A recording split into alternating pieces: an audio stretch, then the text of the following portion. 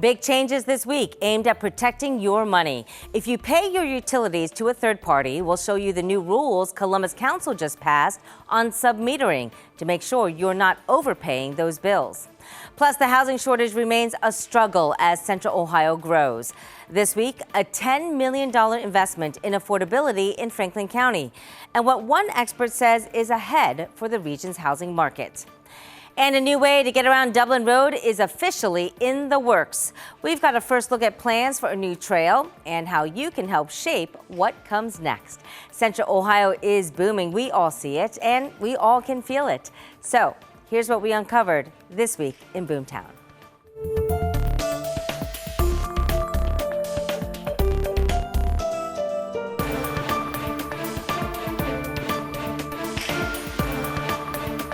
Well, housing is a huge topic for any boomtown, and a little later, we'll take a closer look at how cities in Central Ohio are trying to make it more affordable.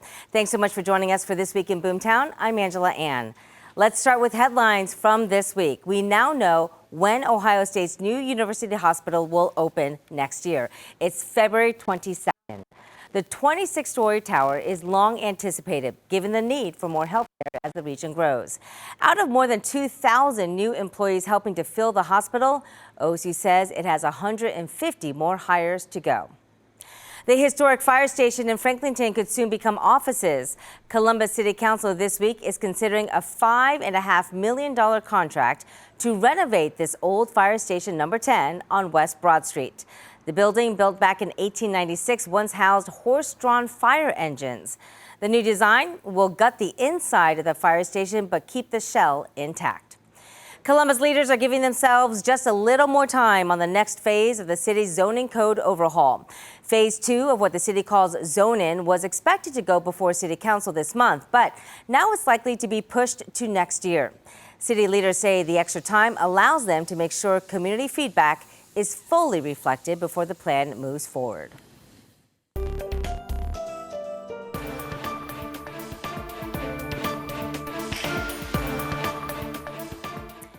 Public hearings like this are now underway at the Public Utilities Commission of Ohio on whether to approve a proposed rate hike by AEP. The utility company wants to raise rates by nearly $4 a month for the average customer. Now, PUCO staff has recommended a rate decrease of nearly $1.50 a month. That is not a final decision, but people who are advocating for families say any increase will be a struggle. Obviously, I want to advocate for myself and for my family and people that I care about. But the more I think about it, I'm deeply concerned about how these rate increases could negatively impact a fragile society right now. In a statement, AEP said in part, quote, "We know affordability is one of the most important issues for our customers. We care about them and their communities, and we live in these communities too. This increase is as modest as possible, lower than inflation, and is needed to keep electricity reliability flowing to our communities." Well, people who pay for the utilities through a third party now have more consumer protections against submetering. It's a big issue as more apartments continue to pop up in Central Ohio. So this week, Columbus City Council voted to cap fees, add transparency, and ensure people living in apartments and condos pay the rate charged by the utility provider and not by that third party. Meantime, Ohio's energy sector is running into delays, and state business leaders say it's already costing the economy pretty big. There's a new study from the Ohio Chamber of Commerce, and it finds permitting for energy projects takes an average of 18 months instead of the 150 days allowed by law, which is roughly only 5 months. Now that is translating to $440 million in lost investments, more than 5,000 jobs lost every year, and millions in lost state income tax revenue. We have such an energy demand from all of the investment that is happening in the state. So we're looking at the permitting process for making sure that energy continues to be top of mind for the legislators, as well as just making sure that Ohio stays competitive. Lawmakers and energy leaders say they are now looking at ways to speed up permitting without sacrificing safety or the environment.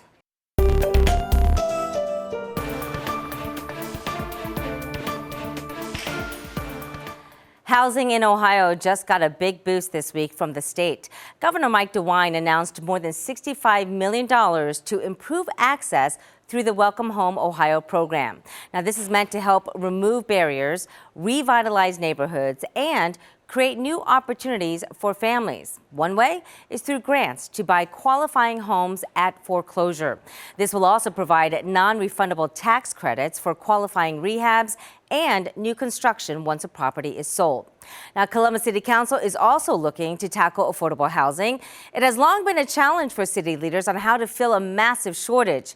Columbus Mayor Andrew Ginther says we need to build 200,000 new homes in Central Ohio over the next decade just to keep up with that growth.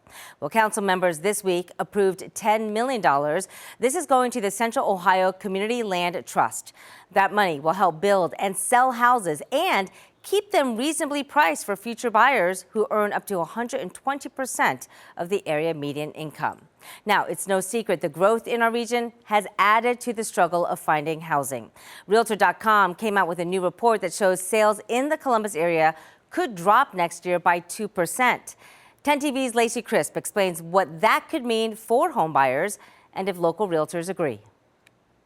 Realtor.com expects fewer homes to be sold in the Columbus area in the next year, but the homes that sell will cost you more. But one local realtor disagrees. I run in the south side of Columbus, Brewery District. Zach Carlson says he would love to own a home. But I've kind of, put that on hold for the time being, just market and my own expenses. Realtor Sean Simpson says a lot of people struggle to find affordable options. Housing affordability is a big issue right now. I mean, even if we try to build new housing, we're still looking at extremely high prices when it comes to supply costs, when it comes to labor cost. A lot of that doesn't bring us new affordable housing to be able to bring in, and then those people can't move up, and then those people can't move up, and it's a big waterfall of an issue. Simpson explains that's not the case across the country. So Columbus is a little bit different. Like, we see all the nationwide numbers. Columbus is a little bit more insulated. We're the state capital. We have one of the largest universities in the country. So we're a little bit more insulated. So I think we'll still see an uptick, kind of what we've seen in the last 5 years, a small uptake in sales. What's really going to determine things is pricing, is inventory. And with that, it's a matter of what's going to happen with interest rates. Carlson says for now, he's going to wait until he jumps into the housing market. Interest rates coming down a bit, and probably just the economy settling down. And Simpson says if you are looking to buy a home, now is the perfect time because fewer people are looking. In Columbus, Lacey Crisp, 10 TV News.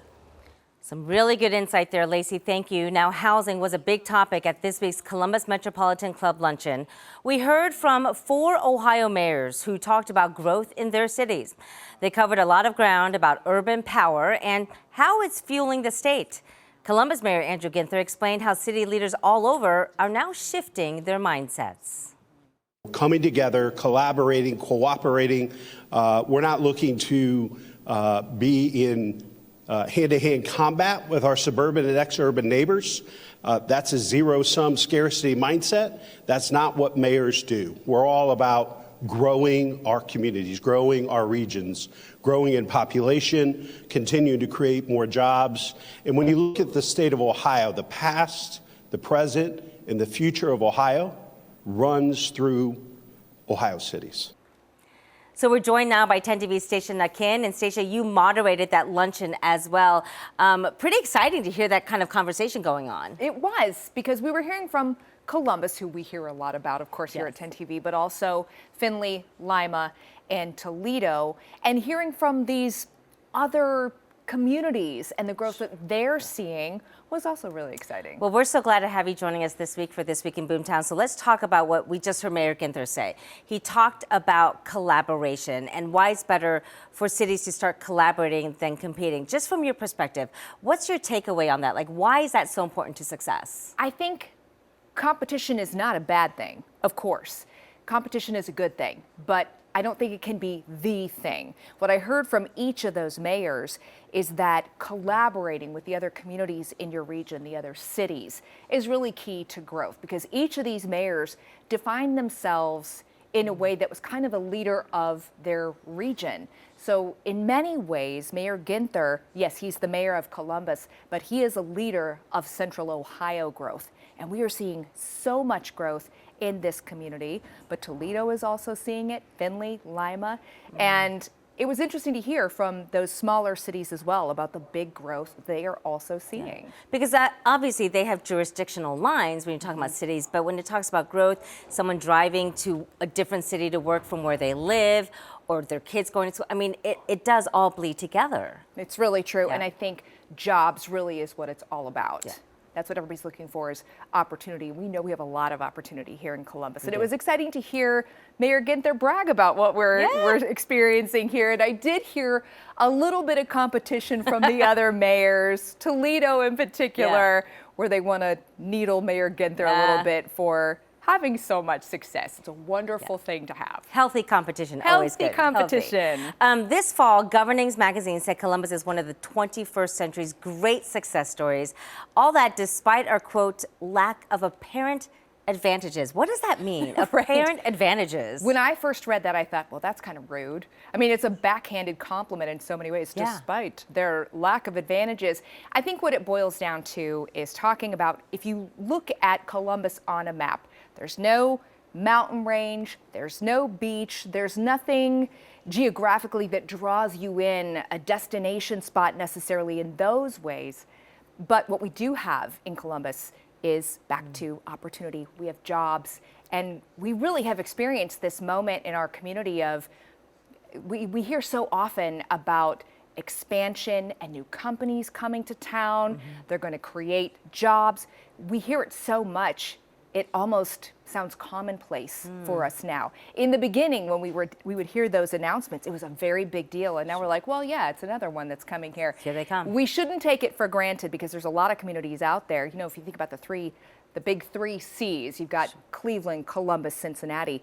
Columbus is experiencing growth that Cleveland and Cincinnati are not experiencing. And so it's definitely something to be grateful for, yes, despite our lack of advantages, or however Governing magazine wants to put. Right, exactly. Yeah. I think we're doing pretty good. There's a term that we're hearing so much more often now whenever people talk boomtown: micropolitan cities.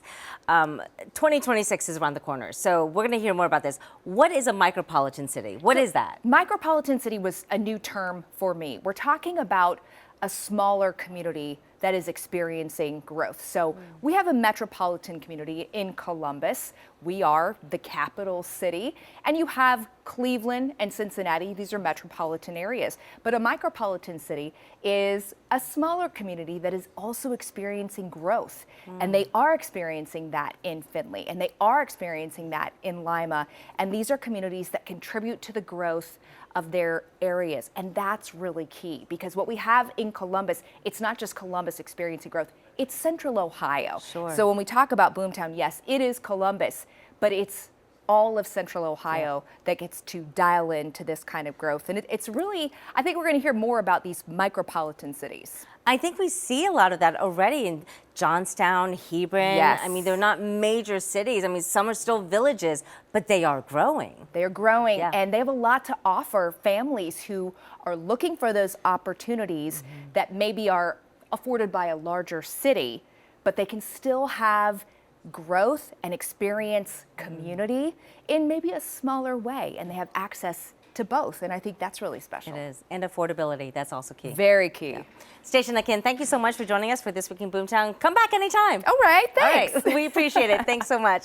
Well, you know, when it does come to growth, often companies are offered those incentives that Stacia just mentioned, so long as they fulfill a promise of jobs and revenue. But a recent report from the state auditor's office found that more than half of the 60 businesses who were given financial help to create those jobs last year did not reach their goals. Here's 10 Investigates reporter Rochelle Aline with what she learned.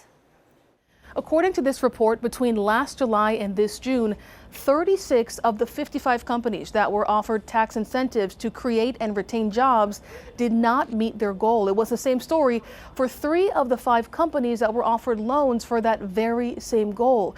We spoke to one of the companies who were offered one of those loans, and I want to share what they said happened and what they're planning to do moving forward.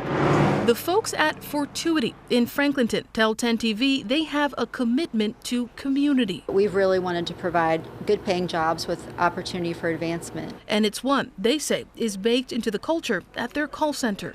We provide help with eviction if people are going through that, or finding affordable housing, help finding access to affordable healthy food if that's something they're looking for. But it hasn't always been an easy road.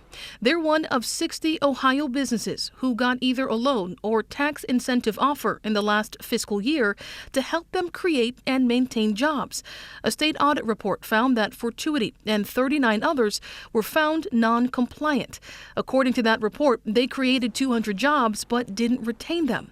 Here's what they said happened. We're incredibly grateful for the support from the state of Ohio and the Department of Development. We wouldn't be here if it weren't for the support that they provided over the last 8 years. Yes, we missed the number. COVID changed everything in this industry. The shift to work from home drove a shift to Central Ohio losing about 60% of the contact center jobs that we've had. They say they plan to pay back the $2.5 million loan they got from the state, and to do so, they're pivoting their business model. We've had to look at really focusing on highly regulated industries that aren't able to offshore or nearshore a lot of their service. So industries like healthcare, insurance, financial services, and some of those specific roles that have to be here onshore. Now, according to that same report, non-compliant businesses are referred to the Attorney General's office. So we contacted them. They told us they're reviewing that report and had no further comment to offer. Reporting for 10 TV, I'm Rochelle Aline.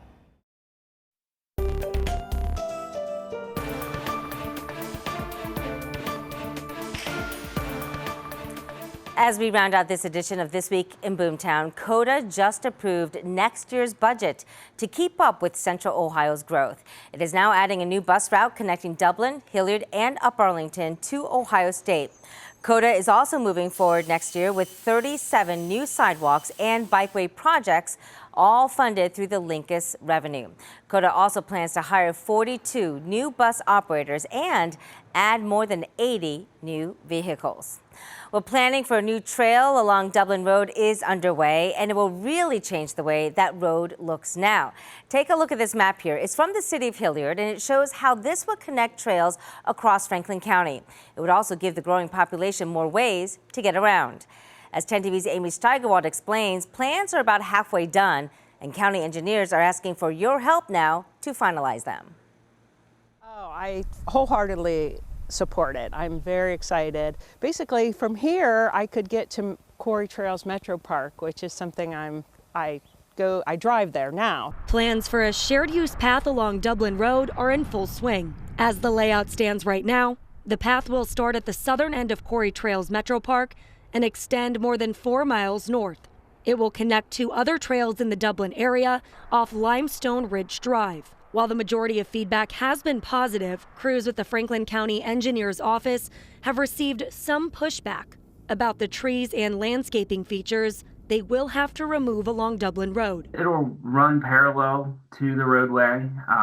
We will need little pieces of property here and there to make room for the path, and there are some hills that we have to cut into. The path will be 11 feet wide and cost roughly $13 million when finished.